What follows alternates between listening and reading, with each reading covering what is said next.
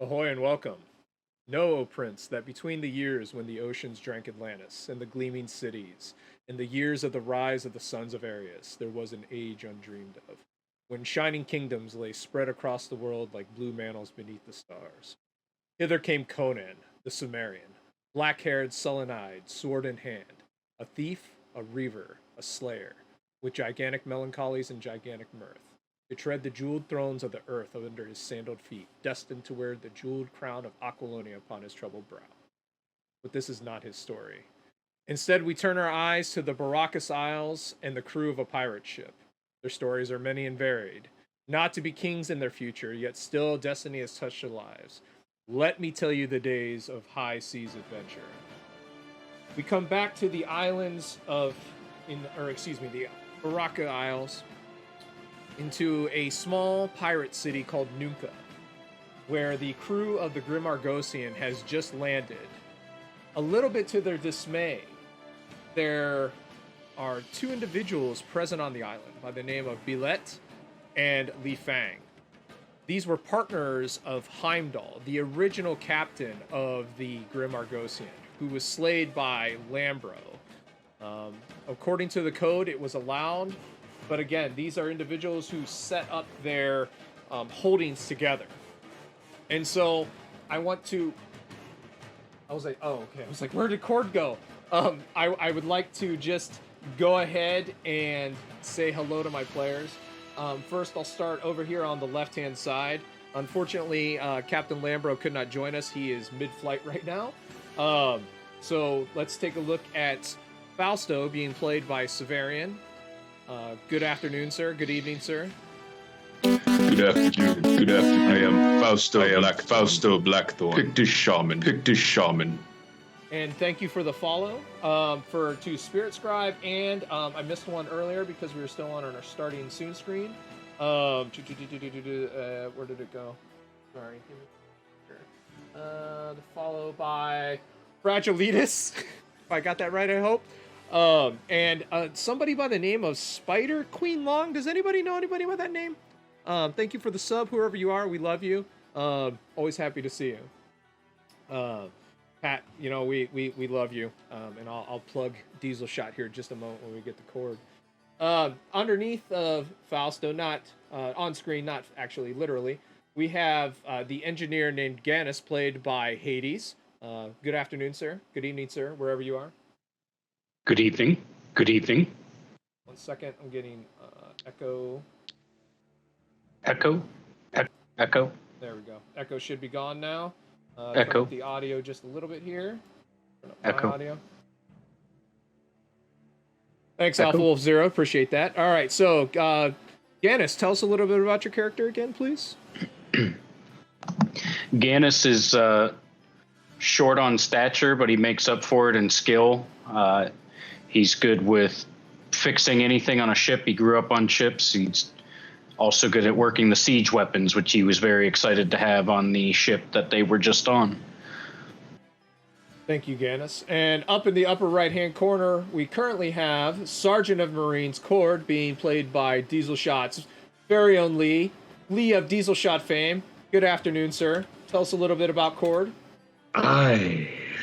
Cord is an opportunistic mercenary. Don't ask about the war crimes. From the Black Coast, and now he's come to make his fortunes and evade his pasts out on the waves. Whichever the way the wind blows, he's always sure to be on the winning side. And he leads the Marines, and he seeks all manner of bounty and booty across the waves. Fantastic. Always good to have you with us. And then we have Helmsman Aaron, being played by our own tabletop Anthony. Good afternoon, sir. How are you doing today? I'm glad you could make it today. We were originally not going to be here. You were going to be doing Phasmophobia in real life, yes? In real life, hopefully not forgetting to say goodbye to Ouija boards. That's not good. But happy to be here. My character is Aaron. He's a bit of a worrywart, you could say. Likes to play cautious, a bit naive, a bit young. So I'm excited to see how this session goes. And I'm very happy to welcome a new player. Her character is not quite on the board yet, so we'll wait to hear about the character. But, Milady Saito, good to see you. How are you doing today? I'm doing absolutely wonderful. I'm so sorry I'm doing crazy stuff in the background, but I've listened to everything. That's fantastic. And I can't. You do as you will. Please tell me, how are you doing, though? I am doing really, really well. I cannot wait. And I believe I'm supposed to keep my character secret until, right? Yeah? Yes, let's keep who your character is until we get her onto the board. That means you don't get to find out. All of you watching, yeah, unfortunately. I've always been a story tease. There you go. So, do you get on your channel? I just posted up your channel in the chat there. Do you normally get to play very much, or are you mostly the DM over there? I'm not gonna lie. So on my channel we play tabletop games Mondays, Wednesdays, Thursdays, Fridays, sometimes Fridays and Saturdays. I am a little bit of a forever DM, but I don't mind passing the candle or the ability over. We are going to be opening up some opportunities on the channel to where we do random one-shots and allow some new DMs to come onto the channel, as well as opportunities for people who has filled out the form to really play in different games. We are trying to move over Call of Cthulhu, some kind of horror-related games. Monster of the Week is also another thing that I want to showcase a little bit more of, and the Apocalypse system. My birthday is coming up here pretty soon. It's on September 15th, which I would like to do a 24-hour tabletop stream, which everyone is welcome to try to sign up for. It will have, hopefully, 4 slots of 6-hour sessions where there will be a DM for each session and brand new people at the table for each time. That gives a lot of the EU people who have not got the chance to come to the table, who don't get to come to the table very often, to play on the channel as well. I'm hoping to do a West March kind of feel, because that's my whole life when it comes to tabletop, is to give opportunities for a big storyline that everyone has the opportunity to affect. But we'll see from there. And that's me. Hi. Hello. Well, we're incredibly happy to have you here, and so we'll get you into the game here very shortly. Let's go ahead and jump in. So again, Magaba, excuse me, the caretaker for the island has approached you and looks very. There's a bit of concern on his stoic face. He looks to Lambro first, and then to Cord. Having a little bit of history with Cord, as he is also from the Black Isles. He looks to Cord and he says, "Where is Captain Heimdall?" I am afraid that he has met the sterner side of the code. And how did he meet this fate? A duel. A duel with whom? Kind of like nod and say, "It is my pleasure to introduce Captain Lambro." And so Captain Lambro flourishes his blade and says to Magaba, it had to be done. He was threatening the men, and he's trying to put blame on places that they did not belong. And Magaba kind of looks at him for a moment and he says, "This Belit and Le Fang are here. They will want to know of this. Please wait here. I will send somebody to get you." And so he turns and he marches off. And he runs away. Do you sorry to interrupt, but do you guys think they're not going to take too kindly to that? I don't know. I was getting weird vibes from that guy. I think we should all go down to the pub, have a tall pint, and, seeking pleasurable company, let it all blow over. You'll learn soon that getting too involved in political affairs is not the way one has a long, jolly pirate's life, my boy. Yes, do not worry yourself. Dagon has blessed us with good fortune. And that good fortune, by the way, was I hate you, Sev. a crab by the name of, now you can see the name there. I don't even want to say it out loud.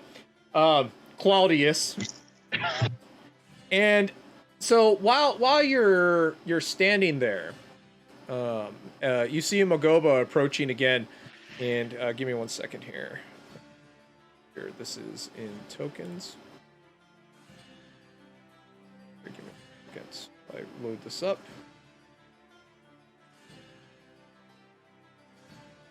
Never let it be said that I don't follow through. Let's see here. Gannis, blue or red? Red. Okay, give me a second here. Actually, I thought you could just drag it into the thing, but apparently not. So I'll grab this really quick. Excuse me for just a moment.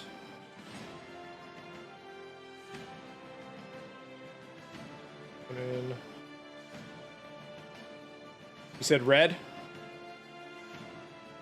Aye.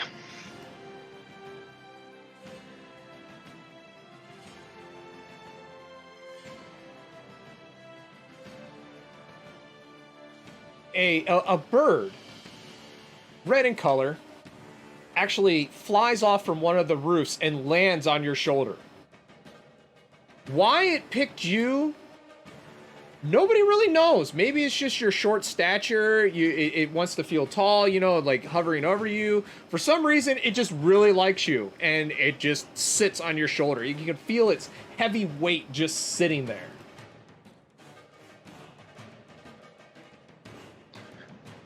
When it lands, Gannis would just kind of be spooked and kind of look at it, and then like look at everyone else like, what's going on? Then he just kind of tries to ignore it and see if it flies away. It does not. Thank you for the follow, by the way. Appreciate that. It does not fly away. It just sits there, and it seems like very happy. It just kind of starts preening its feathers and kind of. It seems like it's found its perched. Gannis looks slightly uncomfortable with it, but he, for the moment, is going to be ignoring it, like hoping he's imagining it, or it's just going to float away. Be still, Gannis. This is further signs of blessings. I don't know where you're from, but blessings seem to be an odd thing there. Blessings! I'm going to Iago the crap out of that thing. So after, it's probably about 5-10 minutes later, Magoba kind of approaches again, and he says, gentlemen, the lady and the man of the house has demanded your presence. If you would be so kind as to follow me. We are nothing if not obliging. I kind of like rest my hand on my sword there, like, uh-oh. You were saying something, Fausto or Gannis, one of the two? Game's paused. Oh, game's paused. There you go, buddy. Gannis would just kind of mutter to himself, yes, let's hope this gets over quickly.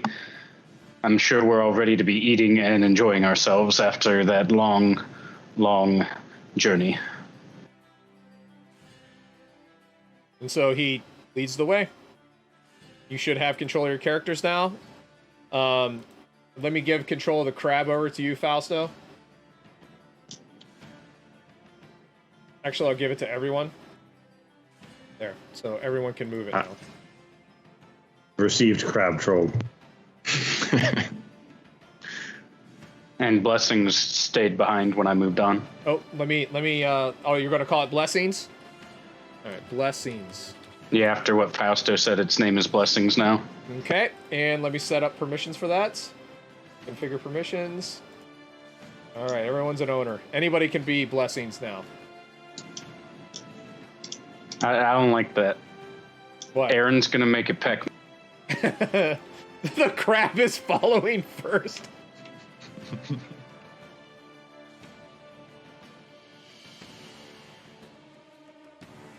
I better grab Lambro since he's, you know, too cool to be here.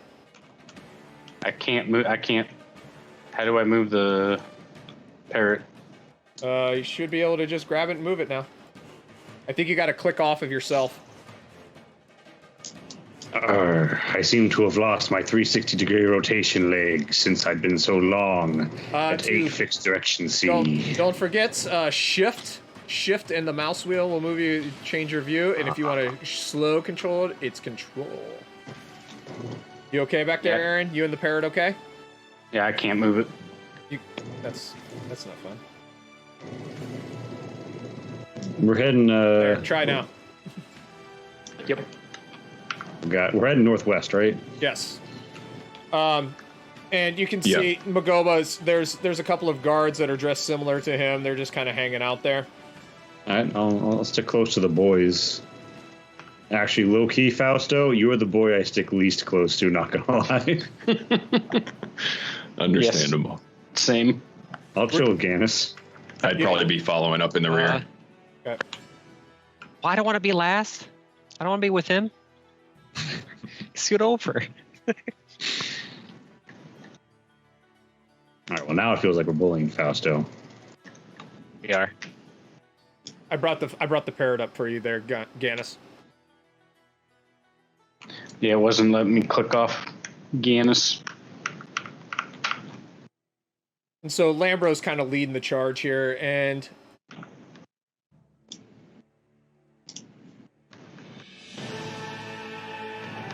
so as you kind of come around this corner, Magoba turns, and you see the other two guard sets kind of turn around and kind of follow you in.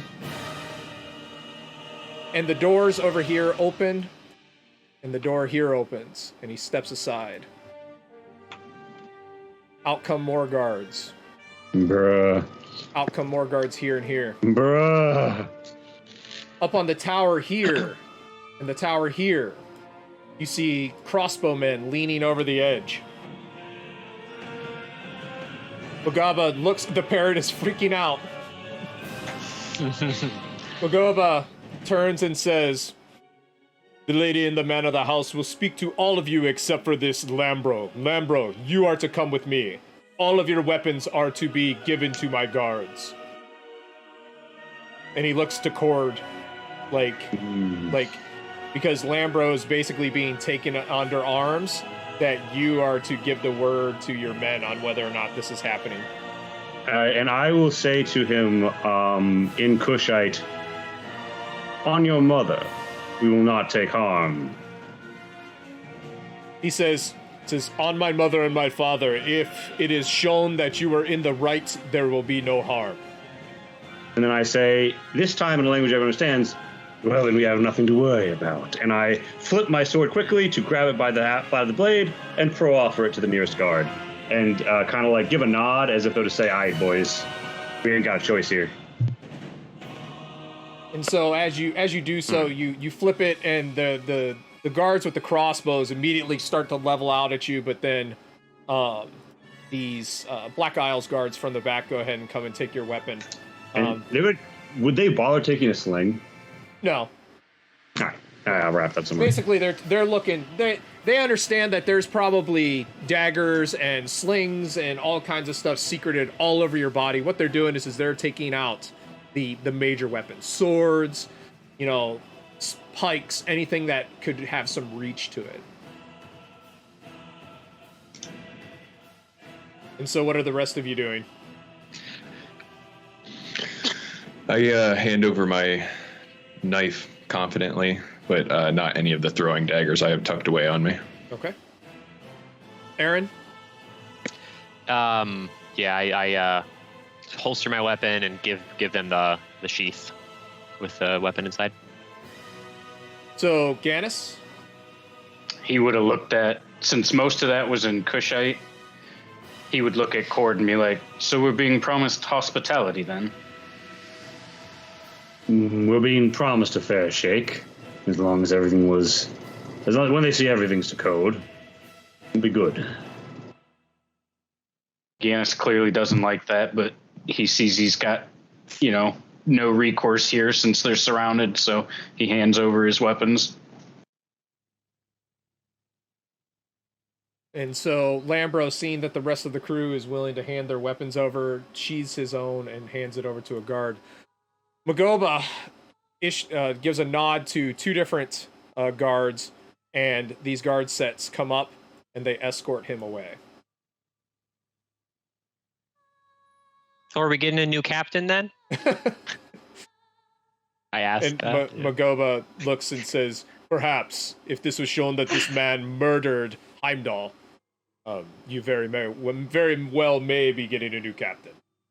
No, Heimdall basically killed himself, but it's fine. We shall see. And so Lambro's taken off to the side, and then Magoba turns to you and says, "Now follow me."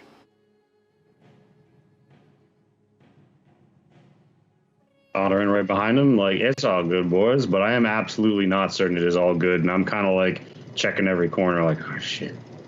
I'm relying on your confidence to stay not freaking out. All right, so are we walking in this room, right? Yes, and as you walk into this room, you see three individuals in here. Magoba takes a position up in the corner. You see first a man in our world it would be of Asian descent. I can't remember the name of the group off the top of my head, unfortunately. Sitting on a pillow on the ground, and he looks to you. He looks somewhat young, bearded, wearing a leather jerkin and a little bit of chainmail, swords at his side. He has a drinking mug sitting next to him, and he appraises everyone quietly as you come in. But is your crab staying outside, Fausto, or is he coming in? At the door, yeah. And so he looks past that door and looks at that crab. Guard crab. He mutters to himself something, like he seems astounded. Another individual. Go ahead. Can I assume I have a psychic connection with the crab? I can talk to him telepathically. It is not psychic, right? You can speak to animals by using your spells, but this animal is smarter than what a normal crab would be. And because of the interaction that you had before, it definitely will respond very easily to you. So if you kind of give it a hand to wait, it'll understand your gesture and it'll kind of be watching. Gotcha. Okay. And so if anything becomes like too out there, like is it seeing stuff, we'll have you roll Animal Ken for that. Okay. And one of the other people in this room she's infamous on the Black Coast. Cord, you would definitely recognize her. Belit is known all along the Black Coast as being a raider, and her crew is all folks from the Black Isles and Kush. She's barely clad at all. The silks that she does wear are see-through, and she has an incredibly lithe body that just speaks of power, cunning, and yet still strong in command. While she's very sexualized, she is very commanding. Belit was actually one of the stories that Howard wrote, is one of the stories with Conan. So there's a chance in the future, depending. And she just kind of looks strangely as that bird flies to Le Fang and then comes back to Gannis, and just looks very strange, and she kind of rubs at her chin. And then the other person in the room is now the Lady Saito. Caitlin, if you would tell us a little bit about the individual sitting there, we would very much appreciate that. Caitlin, who has a short, like a very, like, I would say a pastel, almost like dirty washed pink hair, cut to her shoulders, but she presents herself extremely, I would say, verbose a little bit, even though her clothes may not give that same feel. She has a very deep scar across her face and a almost too confident feeling while being around this group. without going into too much more detail of her background, how are we supposed to? Am I supposed to say anything about a storyline wise? You can say anything that you want. This stuff could have come out whenever they're talking, so on and so forth. So feel free to talk about whatever you will. Well, she has an air about her that would almost appear a little bit noble-ish. Someone who is too high for She has these type of aristocracy. Yes, but her, like I said, her clothes don't match it at all. Without giving away too much. And so as everyone kind of enters the room, Belit kind of looks over at Caitlin and she says, "My dear, I am so sorry. I do not know if I will have a crew for you to join. The Heimdall was a man of honor and one that I counted upon that you could join with. I do not know these people." Oh, well, that is quite unfortunate. I would have much enjoyed well, you talked very highly of them. And who is this? Why have they not brought their captain back? Their captain is actually being questioned to find out if Heimdall was passed on to the next life legitimately. He was a dear old friend. You may actually have a ship if we find that these individuals committed a crime against Heimdall. Well, I do hate the fact that this would be how I would get it, but it's not my problem. You, as they say, you reap what you sow. You bury yourself in your own hole. Indeed, that is how I would describe Captain Heimdall agreeing to that duel, but the code is as it is. You speak as though we do not stand in the room before you. Ogaba, why have we been brought here? Le Fang says, "Silence! You have not been asked to speak yet!" And Magoba looks to Le Fang, and Le Fang looks back to him. He says, do you know any of these men? And Magoba nods his head. He's like, "I know of this one here." He points towards Cord. And so Le Fang kind of settles back, and he has a hand on his sword, and he kind of settles back on his cushion. He says, "You, Marine, you speak for these men?" Aye. "Who are these men then in our presence?" These are the officers of the Grim Argosian. The Grim excuse? We renamed it from Mitra's codpiece, yes. Oh. And actually, it was Mitra's gilded codpiece. Thank you very much. Mitra's gilded codpiece. Excuse me, my memory failed me. I don't know. I can tell that you are a group of very well-educated seafarers. I thank you kindly. And so Le Fang looks over at Fausto and he says, "Why is there a gigantic crab there with you?" Obviously, they brought dinner. That is to my apologize. guess. That would be smart. He works with me, a gift, a blessing from Father Dagon himself. When you mention I would Dagon, have to agree. He makes a sign of the evil eye the minute that you say the word Dagon. Fausto's used to it. Yeah, I know. And so he turns and he looks towards Aaron, and he says, "And you? Do they let children on board now?" Hey, I'm not a child, all right? I might look like it, but I've been around the block once or twice, okay? I'm sorry, Listen, what does this block mean? Well, that's what we used to say back home. I mean, we take the currents out for a spin. We call it taking around a block. Right. He knows the sea, although he is fresh in other ways. What is that supposed to mean? Okay. We all know the sea, but that doesn't mean we have good, true communication. Obviously, your captain didn't have that either. The only one talking to NEC is going to be our pointing towards Fausto with this thing over here. And you, midget bird man, Shit. who are you? Excuse me, are you referring to me with midget Birdman? I mean, you are tiny, yes.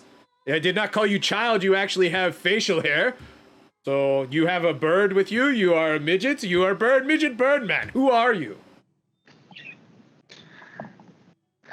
And who are you, tall foreigner man who's very rude? My name is Le Fang. You know damn well who I am. Oh, okay. Thank you for clarifying. I'm the engineer. I fix things. I make things work. So Belit's just been kind of sitting in the background with this kind of sly smile on her face, and she leans over towards Caitlin. She says, "Very strange group, do you not think?" Oh, they definitely would agree, though I don't think that they are.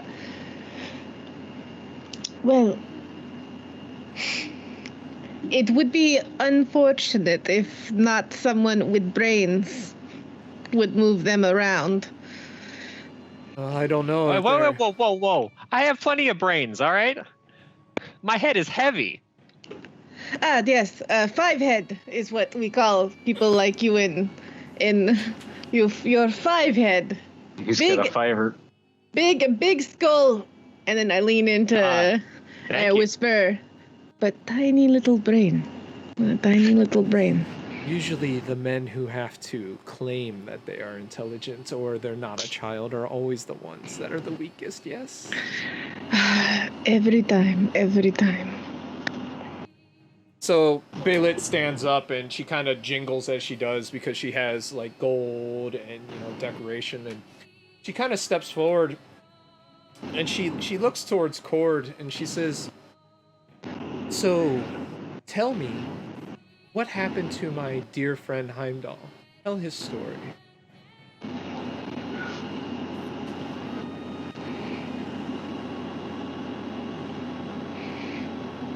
You're muted, my friend. I'll begin the story, like when I clear my throat, I will say like the word for attention, or like a storyteller's kind of. Wait, you hear me? Yes, now. Like the storytelling, like a cracked version of whatever they use in the Black Coast to make it clear that I know some Kushite, and then I would break into it so everyone can understand, and I would basically just lay it down like, Heimdall. I've known him many years. He's been my captain. He's been an honorable man, and it all changed when he struck against a Setite, and we were stuck, starving out on the doldrums. And when I get to this part, I'm really going to accentuate. And Heimdall, he tried everything, but in the end, he turned against everyone, the crew, even his trusty bodyguard. And by the code, with all on the edge of starvation and madness, that a duel would be struck. He accepted it after he had threatened to, outside even the bounds of honor, kill Lambro for standing up for another crewman. When the captain began to, turn to every corner for accusations and find some way from the maddening realities around him. And they fought. He fought well. You will find the wounds on Lambro's body to account. But by this time, addled as he was not the victor. And so soon as he lay dead on the floor, the winds and the waters returned to us. And here we are. And so Belit just listens, and she is just staring at you, and you can feel her eyes boring into you. If you were to tell even a remote lie, like, she would be able to pick up on it like that. And so she kind of shrugs her shoulders a little bit, and she turns towards Fausto, and she says, "You come from the frozen north, do you not?" No, the Pictish wilderness. See, and so how does a Pict gets such a creature as this, and she points over towards King Crab over there. Just how is such a thing possible? Well, after praying to Father Dagon, he blessed us with a kraken to destroy our enemies. I'm sorry, did you say a kraken? Yes, such are the ways of the sea god. And then he bestowed upon us, my friend and accomplice here, Claudius, is the best way his language translates his name to ours. Very interesting. And you say that the kraken did not sink you? No. And she kind of walks over towards Aaron, and she runs a finger down the side of his face, feeling the lack of stubble there, and just gently touches you and kind of smiles. And she says, "And so, were you the pilot that kept this ship from sinking from this kraken?" Yes, ma'am. I was in charge of the boat at the time. I commanded the sails and carried us out of there. And so then she turns back to Gannis and she says, she kind of like, she doesn't get down there like, "Hey buddy," like the like kneeling down next to you, but she kind of shrinks herself down in such a way that she's obviously attempting to not be demeaning. And she says, "And you, I imagine that your skills as an engineer were it is so very important in keeping that ship afloat after such strangeness as doldrums, krakens." There were definitely holes to fill and war wounds to patch. I did my best, and as you can see, we made it into port. And I'm so very sure that you are excellent at filling holes, yes? Gannis would just stare at her. And this bird that is taken you as a friend, what is this? I'm certain I have no idea. We've only just met. He hasn't left my shoulder since. A friend. And after he says friend, he pauses like he should rethink the word, but then looks over at Fausto. He believes that he's a blessing. A blessing! And so she kind of like looks a little strangely at the parrot and kind of nods her head and goes back. And she looks towards Caitlin as she kind of sinks down onto the cushion and she says, "We have not heard from this Lambro yet. He is being questioned, but I think that these men could very well use a lady's touch. Yes?" They could use a lot more than that, but I will agree to some adventure. And so Belit looks towards Cord and says, "So what are your plans now?"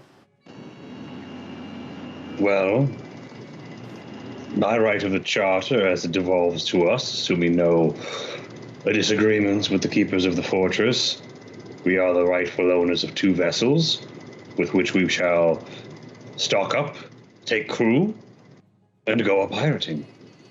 We are, after all, simple seamen, and we have our needs and wants for gold and booty. So you wish to work 2 ships instead of 1? Out of character, wait, did we say we weren't doing that shit? So, I think I so saw you that have might have you have 2 ships as it is right now, right? You have the Grim Argosian and the Cog that was there beforehand. Lambro's orders, because he couldn't be here, were to sell the Grim Argosian because it's a death trap, and buy a Cog similar to it. So yes, there would be 2 ships. Oh, okay. So we're gonna have 2 ships anyway. So like, I'll briefly convey that is Lambro's plan, and I would say, so yes, 2 ships working in tandem. We were come upon by a pirate hunter by the name of the Surprise. The Kraken consumed of Argosian make with their fire, and we think that raids and other actions could be better suited from 2 vessels, and With twice the pirates, we can steal more than thrice the score. And as for a woman's touch, why, it would be Aaron's first. Ha ha ha!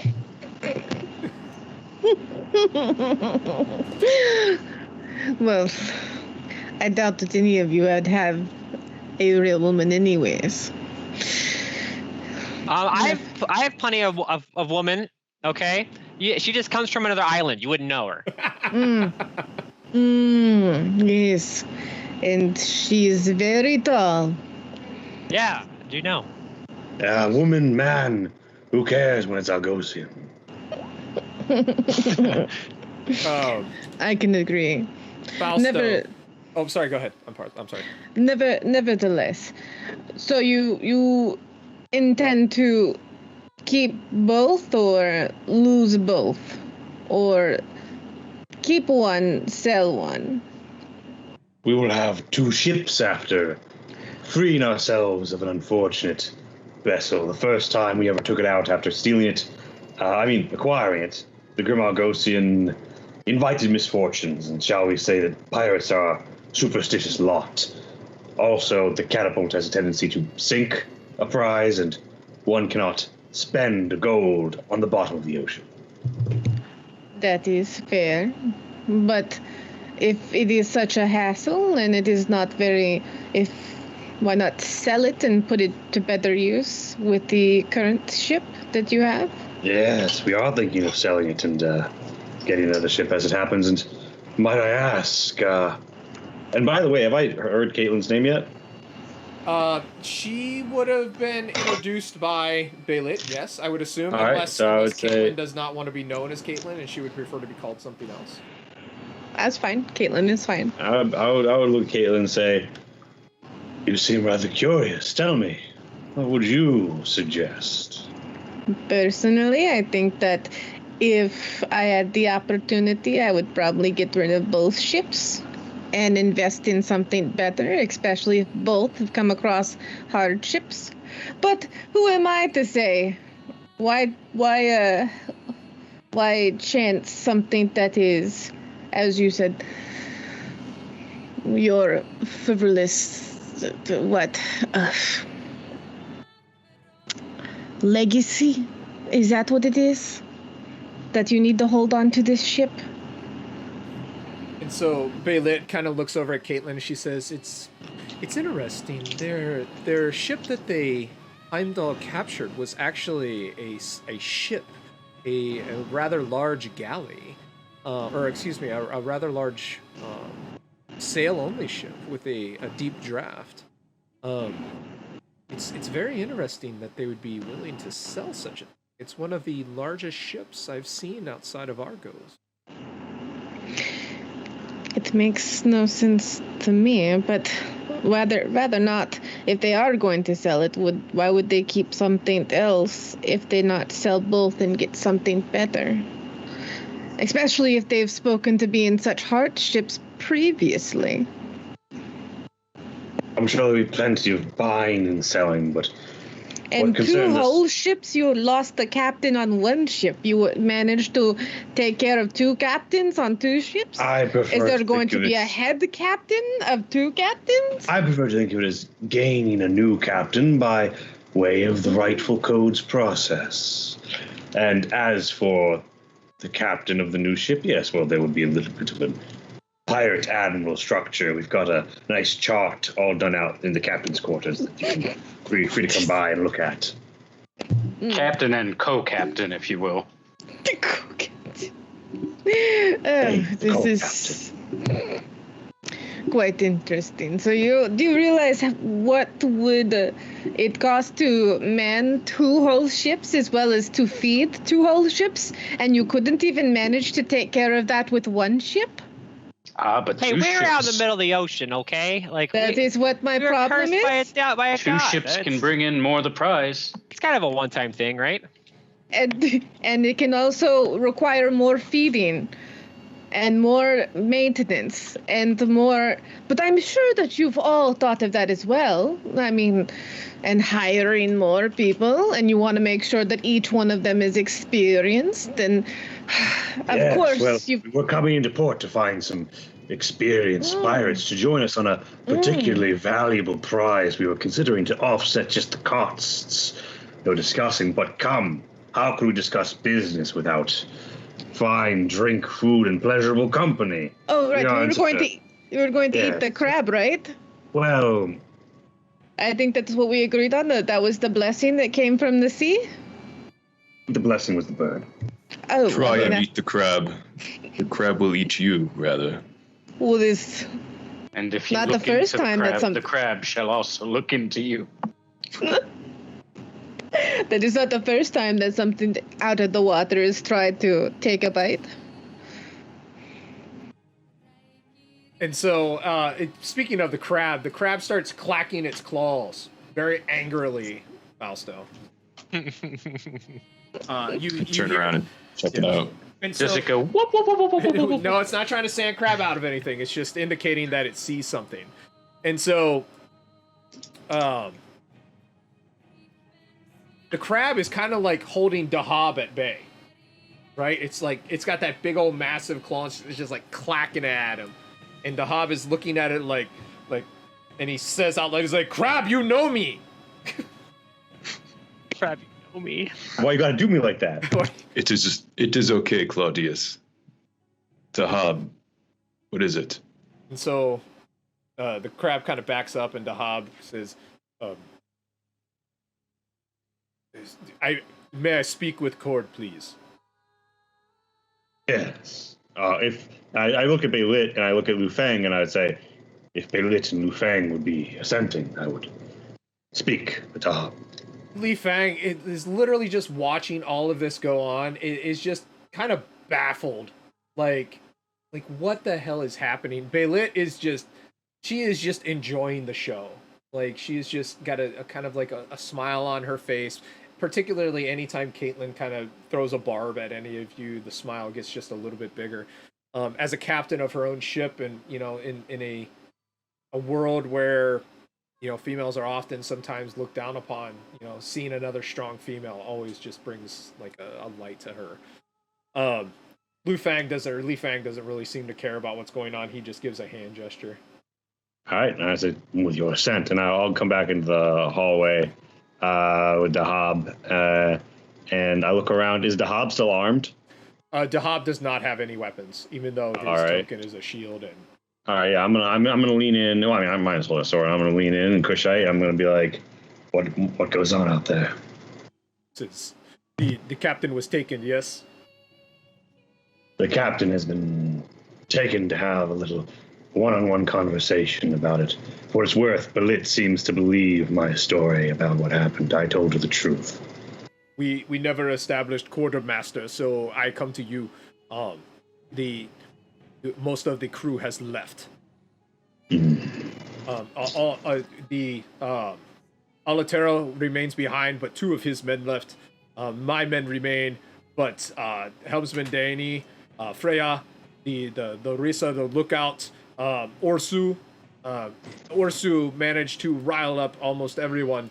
The Tito, Trenicos, and Alcina to gather up all of the crew members, and the ship is almost crewless now, except for us, my marines, and then the 2 that remain with Alatero. And where has Orsu gone? Orsu, they went into town. Good. He will be drunk when I find him. Now then, we are going to arrange a little change of fortunes here. I believe that the wind is turning in our favor. You just keep together what we have, and we're going to try and find quick arrangements, or send who can, to make sail of the Grim Argosian. We're on Lambro's orders getting rid of it. It is quite cursed, and without it, we should perhaps be able to get 2 ships of decent crew. Now, Yes, that makes sense. send a man to go amongst them drinking, so that we might know easily where Orsu is, because I intend to win back our crew with a little bit of blood, as we are presently short on gold. As you say. And he It kinda is so. Gives a salute and heads off. I give you a salute and I say, keep your wits about you, and I step back in. And so as you come back in, Belit, she's been watching Gannis with the bird. What's the bird been doing, Gannis?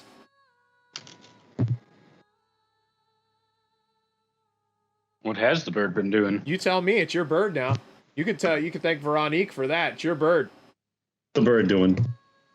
He's just kind of been chilling out on my shoulder. He kind of looks at people while they're talking. He looks around the room when he hears people, and he's just been chilling out. So Belit seems absolutely just intrigued with the bird until Cord comes back in, and then her eyebrows shoot up, and she's like, "Is it a very interesting evening? Is everything okay?" Oh, certainly. A fellow Marine just came by to discuss our evening's plans. I let him know we might be a bit longer as we await judgment before going drinking for the night. And so Le Fang looks towards Belit, and he just kind of eyeballs her for a minute, and she nods, and Lu Fang looks back. I keep saying Li and Lu. Le Fang looks back, says, We feel that you had nothing to do with the death of our friend. You are free to go, and the ship remains yours unless Lambro gives us another sign. He will still be questioned, though, as we confirm your story. Then we have nothing to fear. Many thanks. And Le Fang turns towards Caitlin and says, I know you were looking for a crew. I do not know if these are worthy for you to join or not, but it sounds as if they are in a bad place right now and need the help.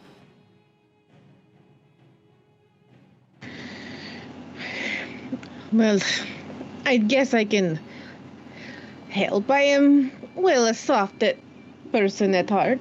You know, when someone needs help. For now, I can extend it. And so Belit looks and says, My dear, just make sure that you take care of yourself. We would expect to see you back here in Nunca in one piece, yes? Oh, yes. Don't worry about me. You should worry about your hired hands? Yes. That's always a question, is it not? A riddle. For sure. And so I turn it back to you guys. What are you doing? Caitlin's down to like join us for at least a night of carousing, even if she's not, or is she going to join the crew right now? That's up to her. It is assumed right now that she is going to join the crew right now. I'm like, excellent. And I'm going to suppose that we should all go, I think that we go back to the ship, gather our shit, and have a pregame drink where we discuss how a single night of braggadocious debauchery and violence is going to reverse our fortunes and win us back our crew, and also not get us murdered. If y'all are down for it. That sounds like fun. Okay, so I've got a plan. I've got an egg of a plan forming, but I would want to hear like what everybody's thinking. And so I can either physically actually move you back to your ship, or we can just pretend that you're at your ship. It's up to you. I'm down to pretend that I don't think it's more. I mean, I'm still loading whatever the next map is. I assume it's like a town map or something. Maybe. All right. Well, I mean, whatever it is, like, I think that we could just say, like, Cora doesn't want to have this conversation where random people might overhear, but Caitlin is invited because she's not a random person. She is invited.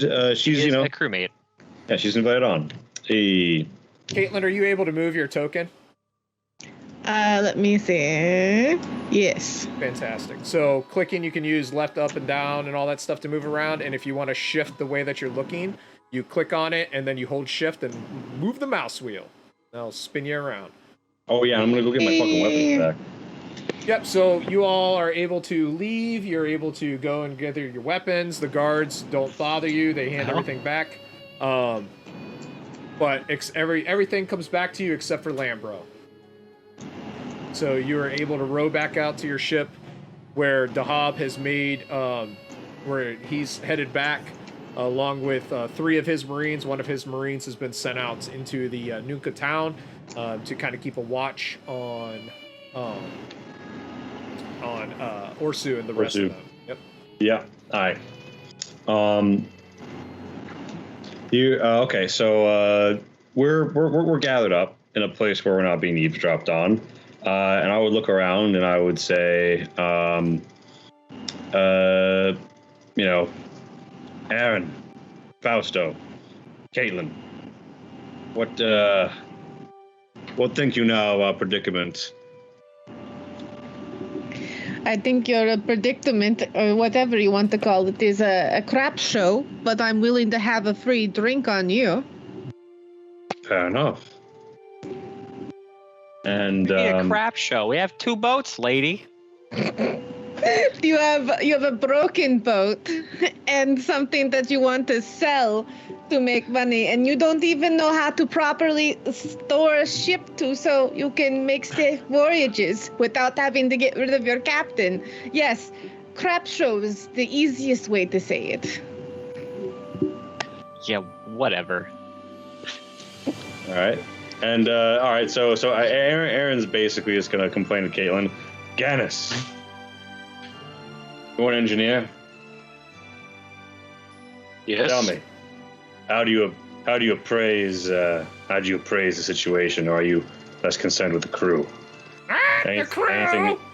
Anything of value we could sell ahead of this? It is difficult to think before we've had proper resupply and feeding and sleeping, but I do agree if we sell the first ship, but maybe keep one of the siege weapons would be very nice. Yes, the one that doesn't sink the ships. That sinks other ships. Yes, but it doesn't sink the prize. Key point there, Gannis. Don't sink the prize. Yes. Well, we do our best. Ballista, perhaps. Yes. Now then, I have a plan, if you would. But first, I will not suggest that I am yet a captain. I would simply suggest that we are all in a bit of the shit. But one good night could change it all around. Do you all assent to hearing me out? Of course. Very well. Here's what I propose. We have 3 primary problems. One is a problem of crew, another is a problem of wealth, and another is a problem of supply. The crew is most pressing. Orsu has talked most of the crew into abandoning us, and he's out now surely carousing in town seeking some new employ or what have you. He lacks the resources to obtain his own vessel. So he's probably going to go and try and buy his way onto another ship. What have you. Find somewhere to drink and carouse and do violence. Hire himself on as world's least reliable bodyguard. Anyway, it doesn't matter, because he doesn't outlive the night. Here's what we do. We go around drinking, and we spread the story that it was Orsu who declined to fight in his charge instead. We provoke him, and then we kill him. And then make it quite clear that there were 2 factions from the ship. Those who sided with Orsu, treacherously, cowardly, and those who sided with Lambro, in accordance with the code. And that the ones who sided with Lambro still own ships and are looking for crew. And also, maybe we haven't kept a very strict list until we see who shows up for roles next. Yeah? Savvy? Let us sow the seeds of discord. Yes. So we'll need wealth next. We need to find a prize. A prize so great that no pirate could resist the chance to bill for it, yet one which we could still realistically take with 2 cogs and a ballista. I don't know what the wealthiest place is in these islands, but those of you bookish types or who have mind for charts or heads for stories of wealth and grandeur and such delusions, get us up a story. Aaron, you seem like a storyish boy. Tell me, did you ever whisper to each other at night about some grand source of wealth in these islands yet to be despoiled. Well, now that you think about it, when I was little, when my parents used to take me out on the boat, we would always talk about. Did you say when you were little?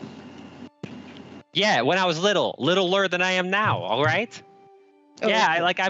I'm like 23. Listen, lady, I'm old enough. You seem to get very fired up when you bring about age. You seem to get really fired. Yeah, I am getting pretty fired up about it. Okay. Mm-hmm. You know what Nothing they wrong say. with that. Mm-hmm. What? You'd be Anyway. surprised how much his passion comes in handy. I got a fire under my soul. Okay, I'm a Scorpio. We know he can turn a wheel. We've yet to see him plow any fields. Anyway, all right. You guys want some treasure or not? Okay, I've heard stories. Treasure, we got the manpower. Okay. My parents used to take me out on the boat. Okay, and they would always talk about this I don't know what you call it, a ziggurat maybe, or a pyramid. I don't know, but I just go right to Fausto when I hear the word ziggurat and pyramid, but I don't say anything. I used to hear stories about how old legendary pirates would retire there and leave their vast wealth in the temples and ruins below. But I mean, it was just stories, right? But I don't know. And who was your parents? And how big was the boat? Who's your daddy and what did he do? My daddy was named Milo, and he was a good dad. He sailed all the seas. He taught me everything I know about sailing, left and right. I mean, ask these guys. I can skip a boat better than you can skip rock. Okay, like he taught me everything I know, and I trust the guy. He learned it from somewhere. I don't know. I didn't know much about my dad's past. All right, but he seemed like a fishy fellow. So your dad tells you stories about scary pirate grave areas, but you don't know what he did as a day job? I mean, I can assume, but he never told me nothing about that. He was running away from all that, I think. I'm smart enough to realize that, okay? But he taught you how to sail a ship and told you stories about the pirate graves, but never told you his day job because he did not want you to do maybe day job, but teach you how to do day job? Yeah? Come, Caitlin. Well, We need to wait for the third act for the dramatic backstory review. Well, okay, he was smart enough to know that the only way to live around here is to sail. He was just teaching me how to live my own life. Yeah, These legends and stories, perhaps someone in Nunca can give some credence to them. Fausto, I You never thought I'd think? say this, but I trust your instincts. And Gannis, you're a man of measures. And Fausto, you one of, I say this politely, Is that a cursed. joke about my height? No, it is an observation of your skill. Now, you two are the best qualified to research and understand how to make ingress into a cursed, architecturally significant structure. Aaron, you should figure out how to make yourself useful while you're on land. Good sailing, but maybe make arrangements for us to have some rope or what have you. Your parents were merchants, right? Yes. Yeah. And Caitlin, milady, it is a pleasure to have you aboard. If I might ask after your role in the sailing world. Let's just say I'm very good with maps. I've been around in many ways. Gosh. I do a cheeky like shoulder and a glance over and it says At the same time, it gives you like a little bit of a fear as the eyes go almost emotionless a bit. Like, fascinating. So tell me, you've known a few charts in your time. Do you know of any? Do you think there's a Aaron? Do you think we could get a map to this place? A chart? I actually do have a chart back at the boat. Did your dad give it to you? Yeah, yes, my dad gave it to me. I don't. It's a family heirloom, okay? Your dad gave you the map to the pirate graveyard, but he taught you how No, to he didn't sail. give it to me, okay? I But- stole it from him. That's not what you said. That's initiative, Aaron. I didn't think about it in you. Yeah, well, I don't like to do bad things, okay? Anyway, can we I'll go get the Yes, well, chart. Show the woman the chart, would you? I'll go get the damn chart. I think she's the one qualified to read it. Now then. All right. So Wait, I can read a chart? yes. Yes, of course. You've been able to read very important chart with grandeur ahead, but you left it underneath your bed just in case of this specific moment that you can talk about, and never brought it up prior because not because you can't read it, but because you have chosen not to. Aaron, my boy, you know how to swing a wheel, but I think Caitlin here has been around the, what did you call it? Fitting block? More than a few times. So I think we'll have her eyes on it, and then we'll gather and we'll make an assessment. And out of character, do you want us to handle the resupply of the ship, or are we going to assume that we do that once we have... Do we have any money? That's a good question to ask, actually. Not really. Oh, we're broke as fuck. All right, that's fine. Yeah, because We're you gotta pirates. remember, We're gonna steal some shit. you were heading out for your maiden voyage on the Mitra's Gilded Codpiece, right? Yeah. We And returned without a you- prize, yes, which is you part of why returned everyone's with fucking nothing. defective. Yeah. And when you get back to ship, all of Lambro's officers went to shore with him, and Orsu cleaned out everything. Oh. All right. So All of the rations, all the rum, all the grog, the Why is the little rum bit gone? of why is the rum gone? All of the riches, the little bit of treasure that was there that was just probably enough to pay the sailors, gone. Now your personal belongings are all still there. These maps that just happen to be underneath Aaron's bed. I gotta pick on you too, man. You just been getting ripped on. It's been great.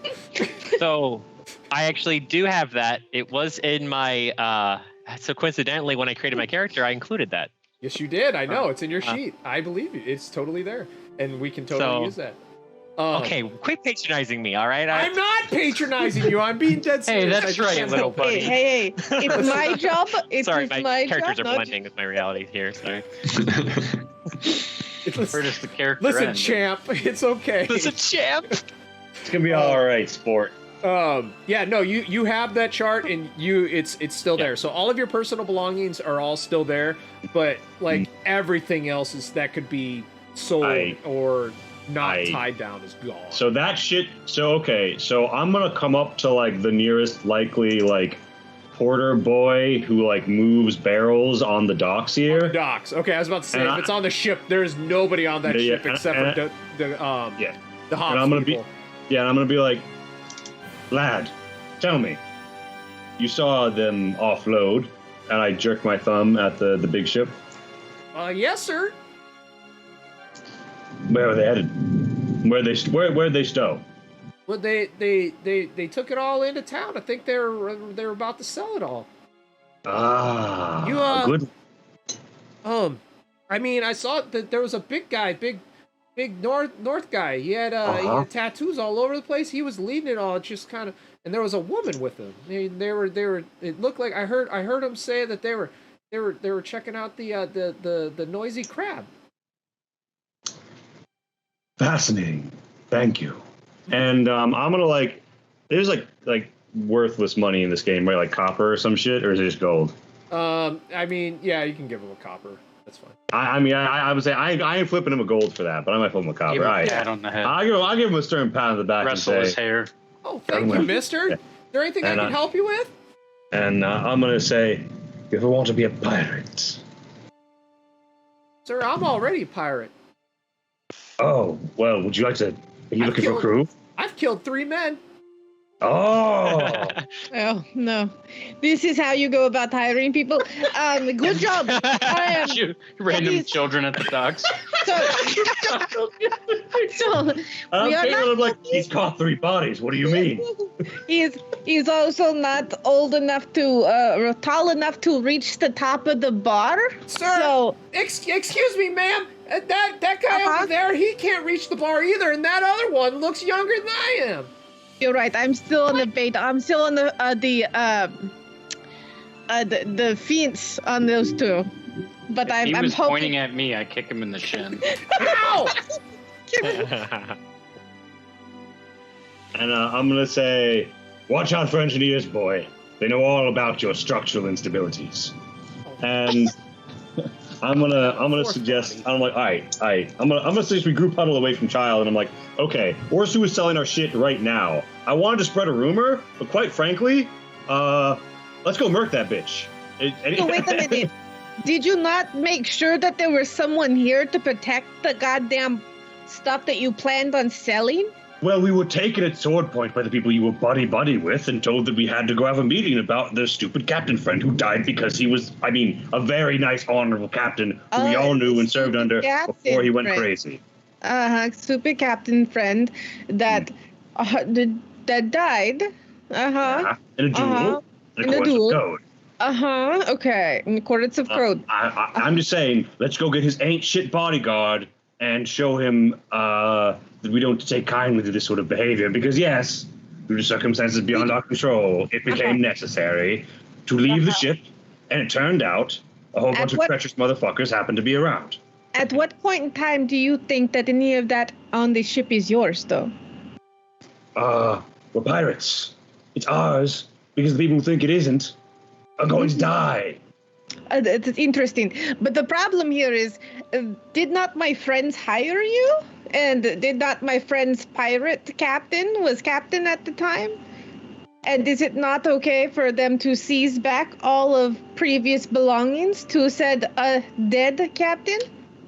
No, that's not in our charter. You see, that remains property of the ship and cannot be paid out unless it would be paid out by common vote, and they will not have a quorum of the officers to call such a vote for our lacking presence, making them scandalous, charter thieving, failures for bodyguards, ain't shit, little fools who will run off to sell our belongings and skip town.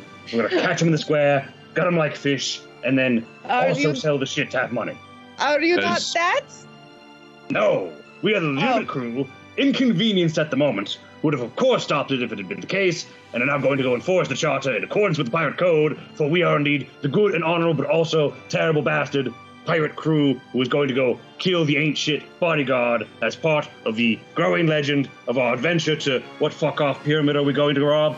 God, why is it always some weird shit like a pyramid or a setting? Couldn't you have a nice map to something, just a lot of gold in the ground, Aaron? Anyway, yes, correct. Okay.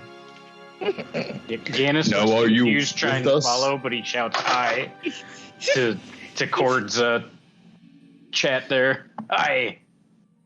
I just have a feeling that we are kind of on different concepts. I would like to see how this plays out. Personally, there is something that how we handle certain aspects of this, but you say you are honorable pirates, and I would like to see how honorable pirates handle taking back their things.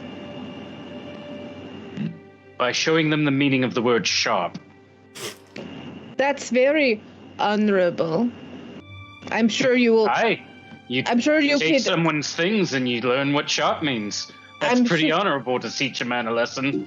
I'm sure you can challenge him to a duel and get your things back, just like you've challenged one duel before. I am Pretty with sure he you made the until you- challenge when he took the items without meaning to disperse the proceeds amongst the crew. We waste time standing here and arguing. Let us find Orso and settle this. She kind of gives like this little bit of a soft like giggle, as if the chaos is quite interesting. Are you with us, Caitlin? Until further notice. I would like to see how, like I said, this honorable concept is played out. I personally would handle this situation much differently. That's Very why you're well. part of our crew. It looks like Lee's disconnected, but He said there was a thunderstorm in his Mid-sip. area. Oh no, poor guy. Apparently, he Is got that- thunderstruck. Oh god, it took me hard not to think. Yeah. He was just so intimidated. He's I afraid, was He's too. afraid Caitlin's going to take over as captain of one of the ships. Is the problem? It's a power struggle. It is. All right. Well, we'll give him a few more minutes, and then I can. What's the plan? Are you heading into town to? Yeah, try and gathering find research. Orsu? Or are you going to? Oh, try and sorry. do his... Orso. Yeah, Yeah. we're doing Orso first. Oh, you're There's gonna- still that What was little the- kid on the dock, We're right? not, we're not doing him, but the what? Sorry. There's still that little kid on the dock, right? Yeah. Cord said you guys were going to move away from him before you start talking, but yeah, that kid's there. He's doing work He's around still- the docks. Yeah, he's still on the docks. He is. Great. Absolutely. I've killed 3 men. I mean, technically, that's more than you right now, right, Aaron?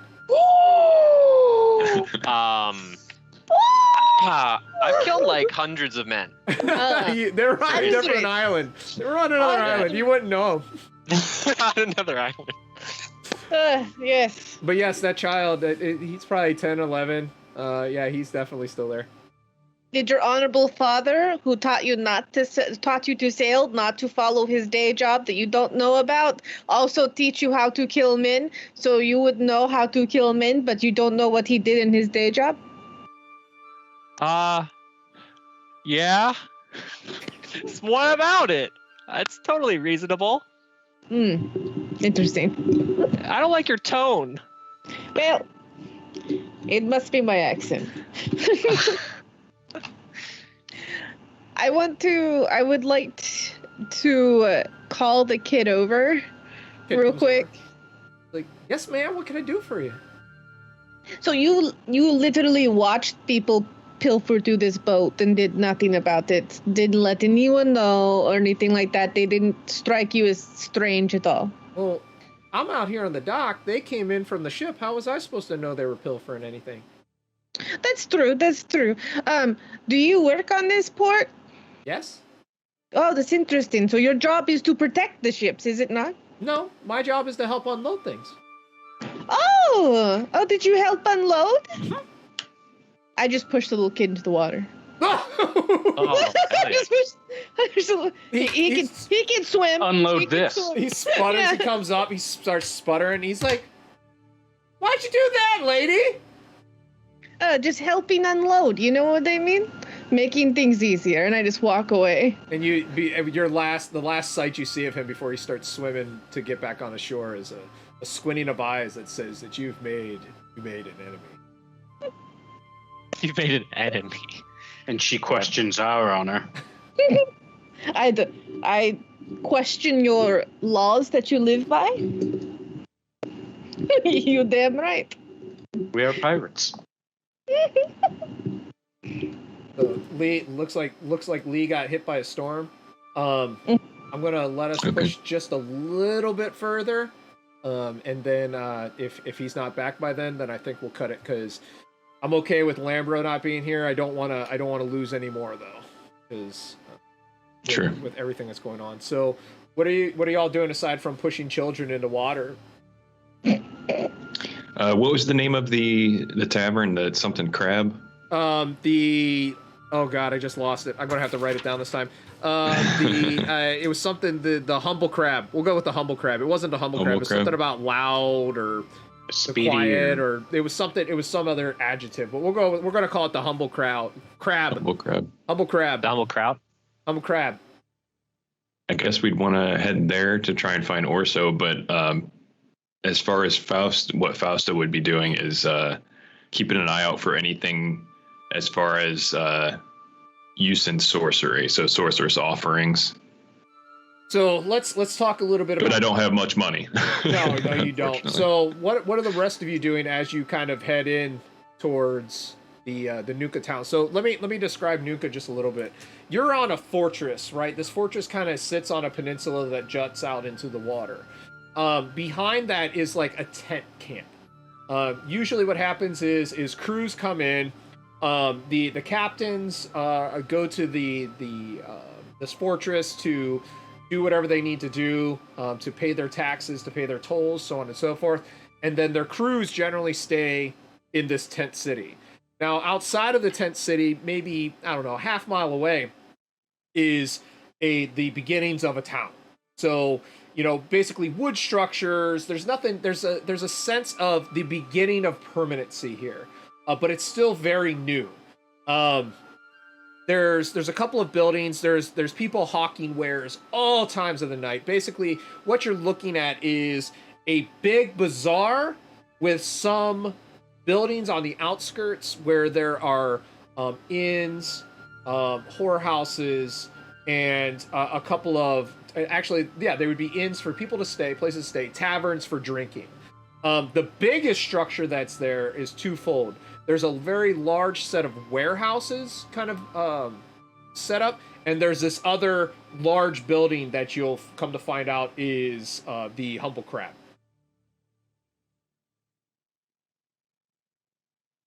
So you're going to be walking, and it could be any time of night, and there's still people trying to sell all kinds of stuff. So before I handle you, Fausto, I want to know what everyone else is kind of doing as you're heading up towards the town. You call them whorehouses. I call them never bore houses. Right. That's actually a better term. I was trying to think of what I would call them because it's not Bordello. There you go, bordello. Yeah. Because it's brothel. Yep. It's not. It's everybody.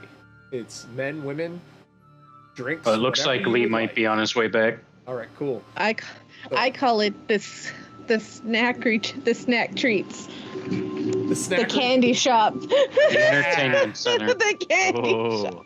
Ooh, the candy shop. We'll start. I think that's what we'll start calling it. We'll start calling them candy shops. I'm writing it down. It's going into my notes. Courtesan. Cord's working his way back in. So what's the rest of Gannis? What are you doing as you approach?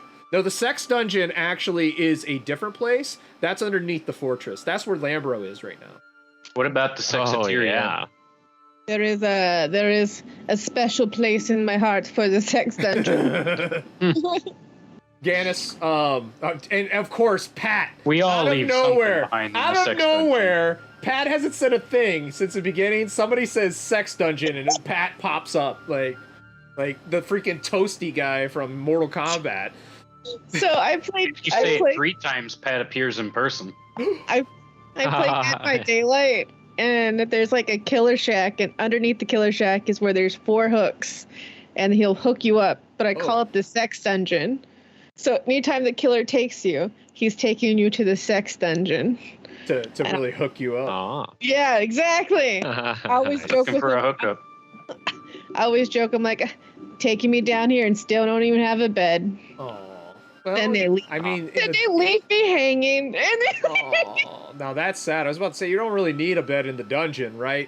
But if he does leave you hanging, that's kind of sad.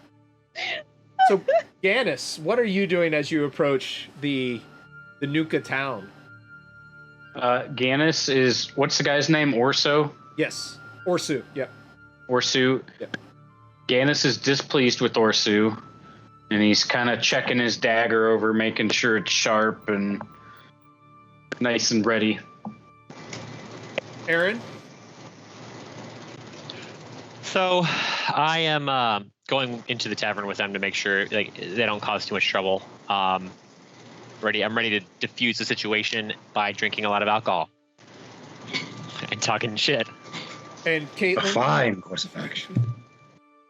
Is Aaron going to be allowed into the building? Yes! Don't start, little man. All right? I am here. Well, there's for no the height show. requirement, just age. You're here for the what, Caitlin? I'm sorry. I'm here for the show. I definitely have interest in seeing how they handle things, because the best way to see people's character is when they are pushed under the like sword, and right now they've lost everything. So how they're really gonna act is about to make all the sense to me. Fausto, observation check. Difficulty 3. So you got a modifier for the crab? Yes. Crabifier, if you will. Add 1 free momentum. I'll put it into the box. Go ahead and use momentum. Cord's back. Hi, Cord. Damn, hello. Calculon. You missed a lot of the interesting conversation. Unfortunately, the lightning outside decided that it didn't want me to hear it. Oh, that's sad. Flamethrower. We summoned Pat by talking about sex dungeons. Hell yeah. She was lurking. Yeah. All right. So Fausto, you're kind of looking at the wares, and you see this one individual who looks like they're from the Baraka Isles, and he's trying to hawk, basically snake oil and calling it magical stuff. But what you do see is one of the sailors that you recognize from your ship take off running towards the humble crab. How far away is he? He's through a crowd. You just catch sight of him. Crew, it seems we've been spotted. One of our former crewmates is taking off towards the humble crab. All right. Have we been to the humble crab before? Do we know its layout? Do we know if it's a back door? Do we know the owner? You know that. Let's see here. You know that there is a barkeep there by the name of Orcus. He's a big jolly kind of guy. He owns it. He's usually there almost all hours of the day. Kind of sleeps a little bit, but he's a really, really good guy. Like he really takes the idea of Nunca. This idea of a pirate haven where there can still be laws and togetherness, looking out for each other against, basically the Argosians and anyone else, to heart. Very, very good guy. You know that there's a main entrance. As far as you know, there isn't any back entrance. You do know that this is one of the few structures that's actually getting stone put up. It's one of the few, like I said, permanent structures. And as far as you know, there's no back exit. There's just a front entrance. And it is populated all days of the evening and morning. And there is one way in and out of this bitch? Yep. Are there like upper story windows if you wanted to hop? I don't know. I don't remember. Look. All right. Well, I mean, if there's one way in, one way out, then there are windows. There is windows on the second story. Basically, the way this thing kind of looks is you have the first story, which is the tavern. You have a second story that's kind of offset from the first story, where there's bedding, and that area is pretty small. Most of this is taken up by drinking. And are there any sort of bouncers or enforcers inside? There's usually, because Orcus is so well liked here, anybody that's there, he doesn't really need enforcers. Basically, he can just ask for help from the crowd, and the crowd will aid. Okay.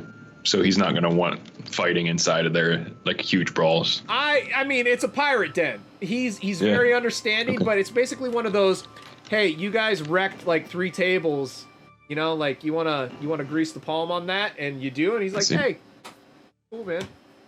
I mean, he doesn't say cool, man, but yeah. Oh yeah, I mean, Does this place sell crab? I just want to know this how. Place does sell crab. It is called the humble crab because it is well known for the crab bakes that it has. But they're humble. I want to know how this gigantic crab is taking it when they walk in and they just see all of the dead crab as people are eating it. Well, don't worry, it'll get described. Oh, okay. I'm waiting. I'm just in the back. Wouldn't he join in? Oh, he would eat his people. Eat the smaller crabs. I mean, he likes crab, right? I think we Crabs will post eat up. people. Claudius shows no mercy. I think we either go in there like real cash and try and catch them, or we post up outside. But I'm down for whatever. I'm just do we know where the shit has been taken, or do we just know where Orsu is? You know where Orsu is. You do not know where the stuff has been taken.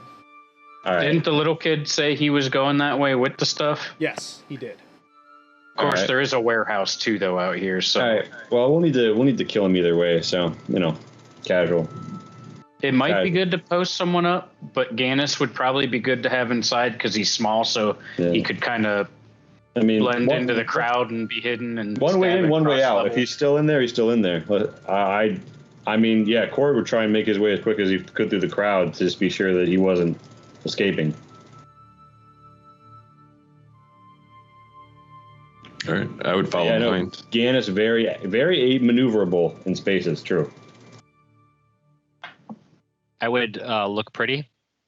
Yeah, and as you go by one of the candy shops, both a couple of females and a couple of males are all whistling at you and saying, "Come on over here, we'll pop your cherry, come on." I don't want any diseases. My dad told me about them too. Let me tell the you only how thing he told you is to eat limes and oranges and lemons, okay? That's the only thing he told you. He didn't tell you anything else. Oh, I'm sorry. Okay, I didn't know. Yeah. my poor dad. As your official stepdad, Right. So are you heading to the Humble Crab then? Absolutely. Yep, I think so. Humbly. Quick question: do they sell humble pie? They do not. They sell crab pie. It's a shame. I was considering forcing Osu to eat one. Wouldn't it be crab cakes? I don't think they sell crab pie. Well, cream pies and crab cakes. I assume it's just crab everything. Like there's probably a weird clamato crab drink. Clamato. There is. Yeah. There's weird crab drinks everywhere. All right, give me 1 second here while I. So just to clarify, there is actually like a charter, and he has actually broken it by just jacking the shit, right? Well, I mean, there's your code that Heimdall set up, right? Yeah. I don't know if that's it would universal. be. So he's violating Heimdall's code. Yeah. But it would be crew resources anyway, right? So if he were to sell it, the proceeds would have to be divvied up with the crew. Those are our rations too. He took so. He took grog from your belly. But even by doing this action, he has violated.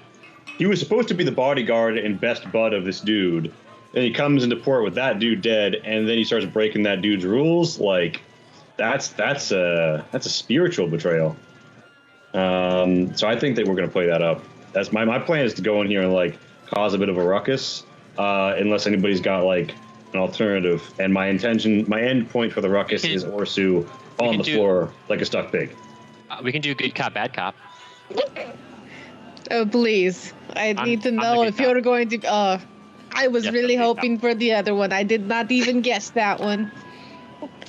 How many people did you kill again? Hundreds. Killed so many, I've lost count. That's right. Hundreds. And you've been around the I don't even cry block, about it right? anymore. What? First rule of lying, Aaron, make it believable. The best part is that he doesn't cry about it anymore. So Lead the way, Cord. This place has a ton of NPCs in it. It took me a while to set up. Oh, that's good. Lovely, as are all these maps. Are amazing. So some of these maps are coming from. You know what? We should go somewhere else on the map. Suddenly. Yeah, let's go to the Grim Argosian again. So the minute that you push in, everything kind of quiets down for just a second, and everyone looks at you. You know, the typical kind of thing that happens, and then everybody just goes back about their business. There's a guy, playing an instrument over here, and there's, tavern waitresses moving around, and you can see back in the back, over here, Orcus, he's talking with some folks here. And yeah, this is what you see. It's the only other thing is your bird kind of like looks around like, "Meow," and the crab, Claudius, looks absolutely horrified to be in here. He's clacking his big claw, clacking away, and it's like, you could just imagine if it was like a TV show, it'd be like, it'd be like, look, he looks to the right, he sees somebody eating crab legs. She looks to the left and crabs are being boiled. Looks into the middle and there's somebody just breaking stuff open and eating a lobster, and he's just clacking away with his claw. It's not that you guys were special that they were looking at, it's the crab that they were looking at. I can understand what they're feeling right now. I lay a hand on Claudius and say, "Stay near me, my friend." And so the clacking kind of slows down just a little bit, and it kind of like, it literally kind of, you know how a dog who hasn't seen you in a while kind of just gets all up in your business? It nuzzles him Yeah, that's what this crab is doing. the way only a crab can do. The way only a crab could do. If it gets big enough, you could probably ride him. As we go in, I'm gonna be like, "Oh, Caitlin, what's your That's what he said. poison?" Personally, I like a little bit of anything, but I'll take some vodka and a lime shot. And I'm like, "Ah, yes, the finest Vodka. fruit of potato of a ball." In the Caribbean? The Caribbean? We're not in the Localized Caribbean. entirely to this We're in the part of Baraka time of life. Isles. Yeah, that's I'm a- alcohol. Caribbean. I am not from around here, so I like different things, more finer tastes. I'll take tequila if you have it. Rum is made from lesser means. Most of it tastes just like the bottom of a barrel.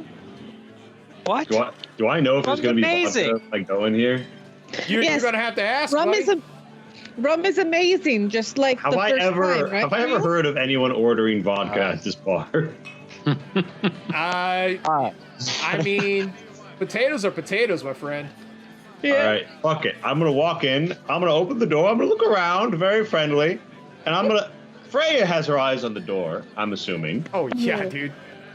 I'm gonna meet her gaze with a grin and a little wiggle of my brows, and call as I post up towards the middle of the room very loudly with, "I'll have a round of drink and a little vodka for my new friend and officer, Caitlin."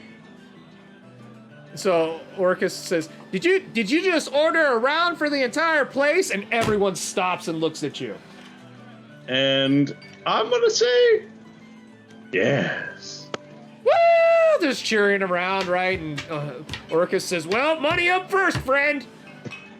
So, how much money does this cost? That's going to be 2 gold, buddy.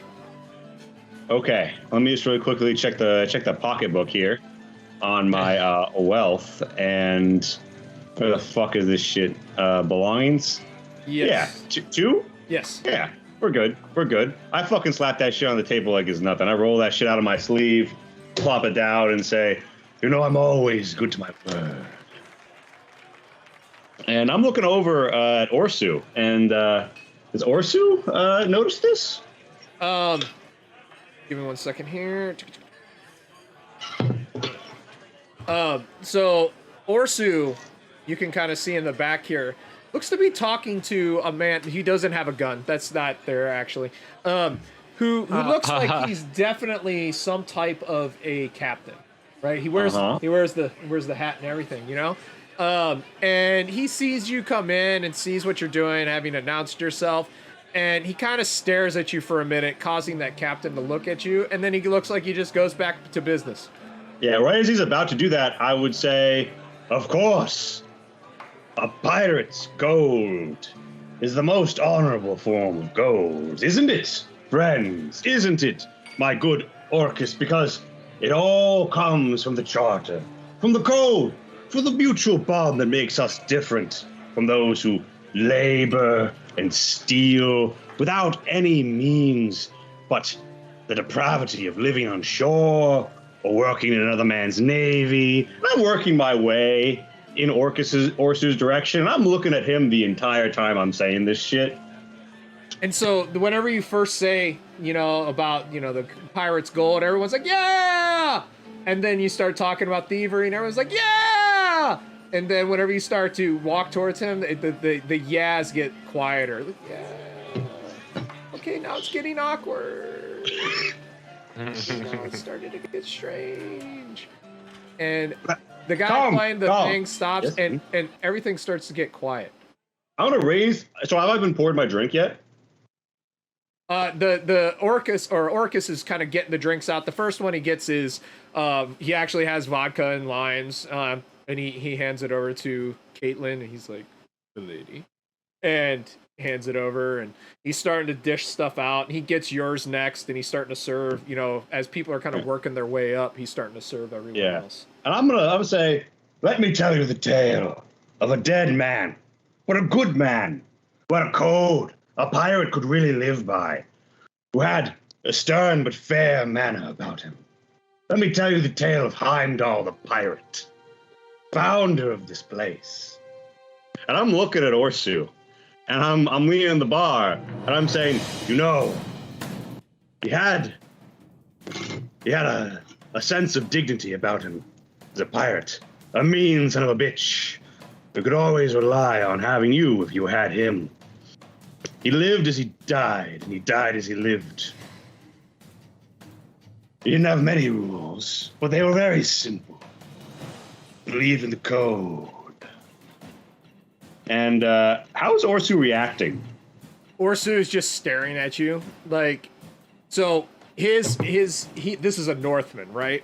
Mm-hmm. And he's just staring at you, like. Yeah. And finally, Freya's like looking over at Orsu and looking at you, and she's just grinning. Like, she has just got this gigantic shit-eating grin on her face.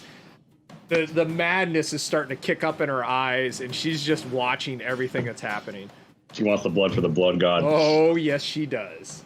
I'm gonna kind of like give like a hand gesture to my fellow crewmen, and I'm gonna, you know, as I walk a little bit closer amongst the people, I'm gonna say, I propose a toast. Come, let us drink to Heimdall, our dearly departed. For after all, without him, how would I have this wealth to share with you? Yeah, and Orcus has been here since the beginning too, and he's like, to Heimdall! And, you know, some people are kind of like, okay, who the fuck is Heimdall? But some of the people who are regulars here are like, to Heimdall! And Orsu is just staring at you. Doesn't raise his glass. And I'm like, oh, what's this? Orsu, I've known you by his side for how many years? As his faithful bodyguard? No? Not even a lift of the glass for your dearly departed countryman, whom it was your charge to defend? Who was struck dead before you? Who, do I recall correctly, had a certain sad look in his eyes as he begged for you to defend him? My, what a bodyguard you were. Awesome. And everyone's kind of like, what's happening? And they kind of look at Orsu. And Orsu's just staring at you. And he leans forward and he spits on the ground and he says, you talk much. You steal freely. You have not just let him die. You have disrespected his code. The wealth you have absconded with is ours to share by mutual vote of the officers. If you would just awaited the vote, we'd all be living as Heimdall intended, even with him in the briny depths. But instead you're here with, and as the captain he was talking to already left. Say that again? I didn't hear that last part. As the captain he was talking to left. Yes. That captain got up and was like, yeah. I'm going to say, yeah, I'm basically going to say, like, you've taken what isn't yours. Now, you're a man of the North. You know how Heimdall lived and died. He took it by the strength of his arm. And I haven't seen yours swing in a good while, Orsu the guard. Tell me, what is it you guard? The riches other bleed to take? Or your own self-interest? Neither seems to paint you in a brotherly light here. and so he's still just staring at you. And whenever you finish talking, he says, have you finished? And I'm going to say, Well, that depends, Orsu. Are we going to have a little vote about the goods you stole from the ship and how the wealth is to be distributed? And so he stands up and he kind of, he has this fur on. He takes off this fur and he says, "Cord, you are a weakling. You are right that Heimdall says you take things through the strength of your arm. You and that fake captain that you supplanted the great Heimdall with did not deserve any of those foundings. You sink the first ship that we go after. When Heimdall was trying to get us out of the doldrums, you immediately turned against him and had him killed for your own wants. It is you who is the coward and the weakling." You sound upset. And I'm going to say, "You speak much as well." And yeah, I mean, I've got my sword out at this point, and I'm going to kind of look at the boys, and I'm going to say, "Now, Orsu, I know you're one for honorable single combat. When it's your captain bleeding out on the deck. But as you'll recall, I simply agreed to a vote for a duel. But here you are stealing all the officers' goods. And what a coincidence. Here we are. Now tell me, Freya." "You shut your fucking mouth!" Freya comes out when she has these 2 daggers in her hands. She's like, "You shut your fucking mouth! You know nothing! We stole nothing! You own nothing! You are a scum!" And I'm going to say, "Freya, Freya, Freya, what did I find you in the below decks discussing with your men, armed when they ought not be? Well, dear Orsu was guarding the body of his seemingly betrayed captain. Why? Do you sense something foul in what happened, Orsu?" Stop right there. Yeah. Because Freya immediately just runs across that table that's in front of her and leaps at you. But that is where we are going to end for today. Oh man. Amazing. Get all our blood pumping. We want to fight. Yep. And so before we head out, I like to this is your first time, Caitlin, with everything that we do, and usually what I like to do before we end a session is I like to go around and see how the players are feeling, what their players are going through. And so Caitlin, as the newest member of this ragtag crew, by the way, I want to throw your let me grab that stream. Go ahead and tell me what is going through Caitlin's mind right now. There's a lot of curiosity here because her friend just died in what was concept to be an honorable duel, but from what it sounds like here, it sounds like the people she is paired with a little bit is not as honorable as they speak. And it looks like they just got hoodwinked. So it sounds like they're really bad at being bad at this point. And it makes Caitlin laugh. She wants to see where this goes. Are they really honorable, or are they just bad at being bad? Maybe a little bit of both. And I just want to say it is a pleasure to have you with us on our stream. My lady Saito has her own channel. I just threw the link up there in our chat if you want to check her out. She's got Dungeons and Dragons is your major game? Tell me, spiel. Give me your spiel. Hello, my name is Milady Saito. I'm the pirate captain of the pirate ship Insanity, which I play on my channel. I am the captain of my ship. You can join us where we play tabletop games on Mondays, Wednesdays, Thursdays, Fridays, Saturdays, all sorts of days. We also play other games like party games, and we do community nights and things like that. Definitely check out the Discord where we get together and we just chill because I'm all about my crew.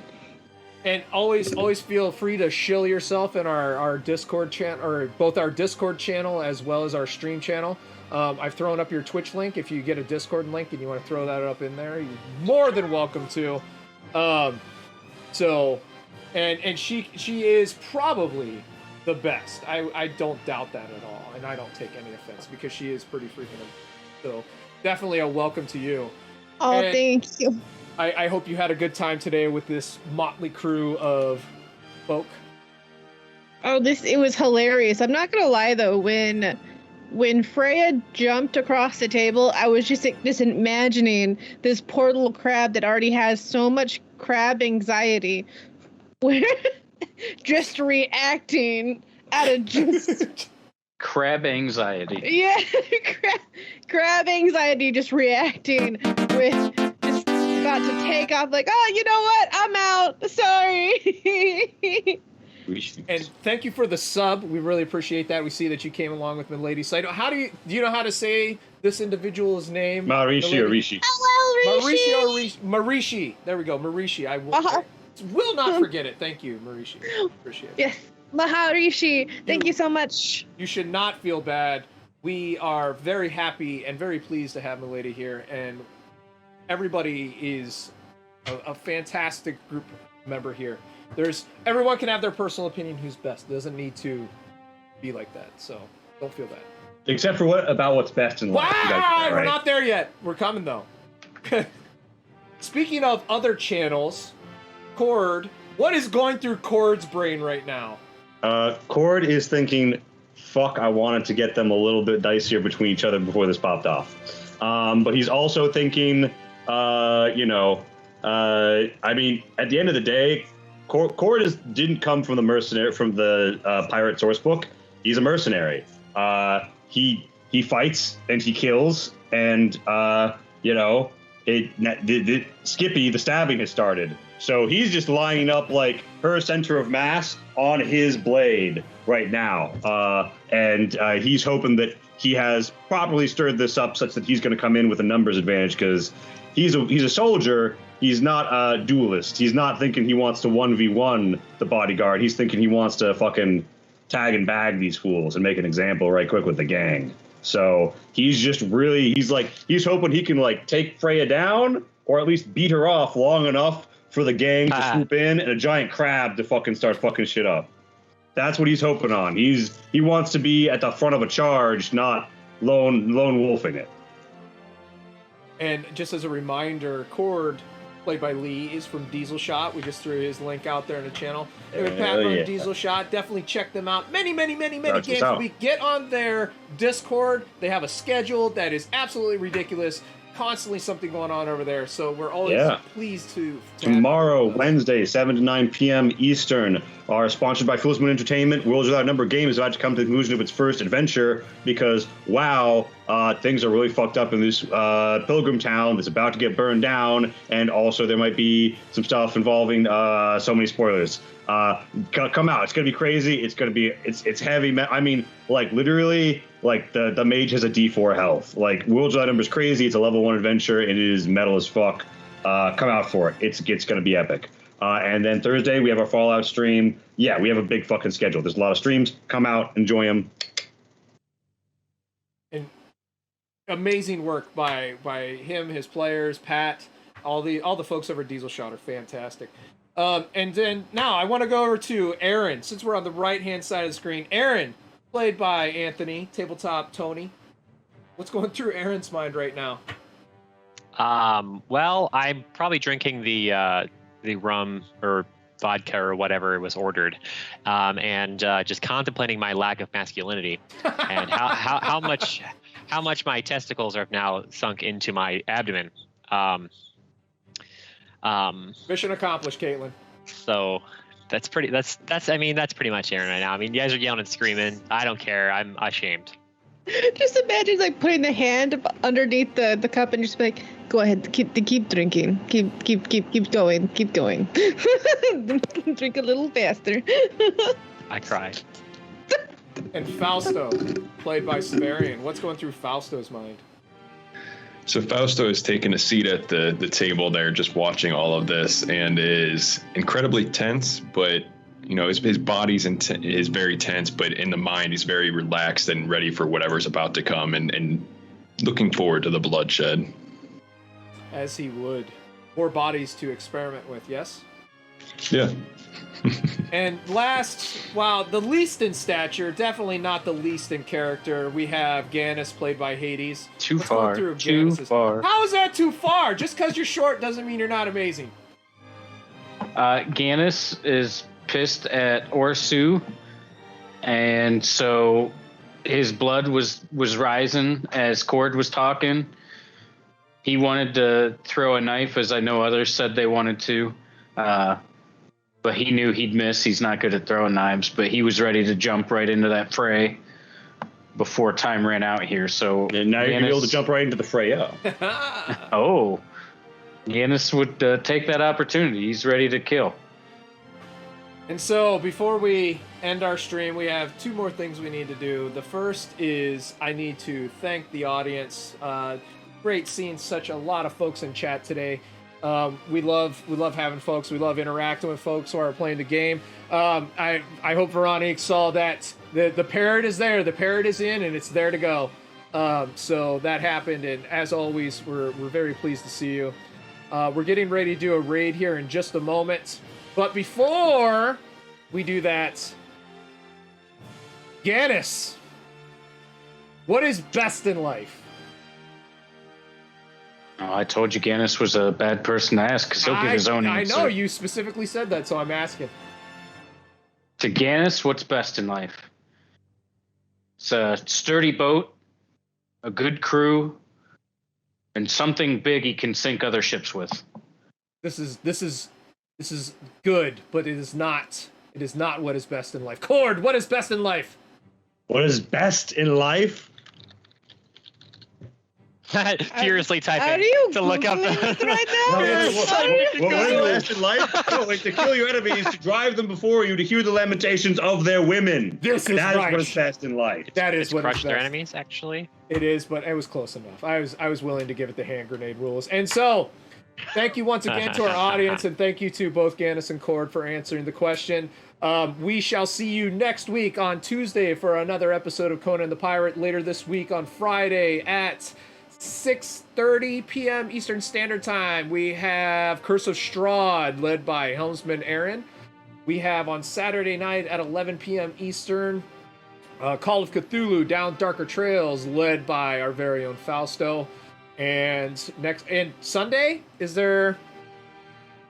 Sunday, Paranoia. Noon o'clock. Led by Turg, who will be rejoining us next week as the wonderful Kelbic! Yes! Super excited about.